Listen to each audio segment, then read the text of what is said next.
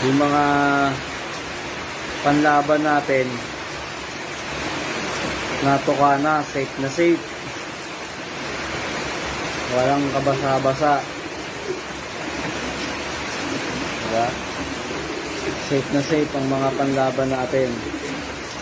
Pero yung mga young bird natin, parusa yan. Oh. Bukod sa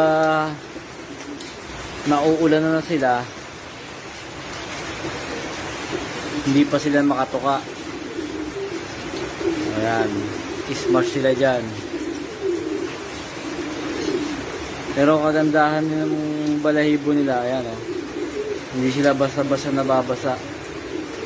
Maghapon magdamag ng naulan. Ayan pa rin ang mga postura nila.